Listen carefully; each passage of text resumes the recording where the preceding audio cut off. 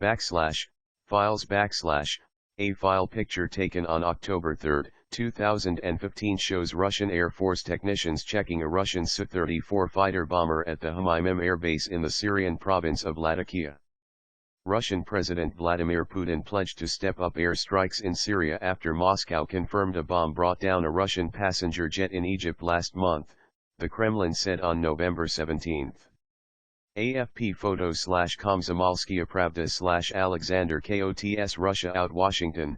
Russia struck the Daesh stronghold of Raqqa in Syria Tuesday with a significant number of strikes that may have included long-range bombers and sea-launched cruise missiles, a U.S. defense official said. There was no immediate confirmation from Moscow, but Russian President Vladimir Putin earlier vowed vengeance as Moscow confirmed a bomb brought down a Russian passenger jet over Egypt last month, killing all 224 people. Aboard, we are aware that over the past several hours Russia conducted a significant number of strikes in Raqqa, some of which may have included sea-launched cruise missiles and long-range bombers, said the official, who made the remarks on condition of anonymity. While we do not coordinate or collaborate in any way with Russia on its activities in Syria, I can confirm that the Russians did provide us notice prior to conducting these strikes, via the Coalition Combined Air Operations Center in Qatar, in accordance with the safety protocols agreed to in October. The official said these strikes are not affecting coalition operations, and we have not scrapped any missions as a result. The official added. The United States and Russia have been waging separate air campaigns in civil war-torn Syria. In a meeting with his security chiefs, Putin pledged to ramp up Moscow's bombing campaign in Syria in response to the attack. But he stopped short of blaming any one group. We will search for them anywhere they might hide. We will find them in any part of the world and punish them, he said.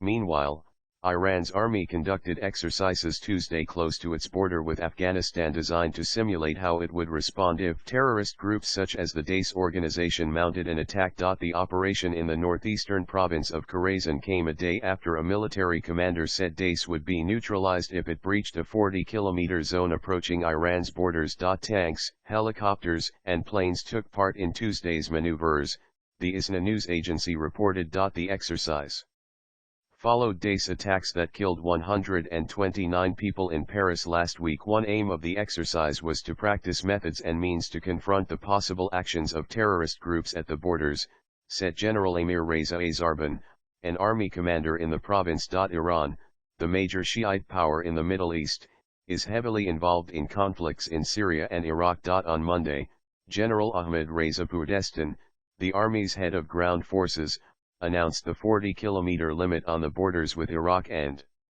Afghanistan, which if breached would trigger action. We have strongly warned that if any action is taken by Daesh it will face a decisive response from Iranian armed forces, and we will do the same in Afghanistan, Purdestan said. Before the enemy reaches borders, its actions will be neutralized. His comments came after Iraq's Foreign Minister Ebrahim al-Jafari said intelligence sources showed Iran was among countries Daesh planned to attack. Iran's Revolutionary Guards Corps, which is independent of the army, has advisory missions in Iraq and Syria at the invitation of the Baghdad and Damascus governments. Purdestan's statement came just weeks before Iranian pilgrims prepare to travel to Iraq for the annual Arbaeen commemorations, which have been targeted by militants in past years.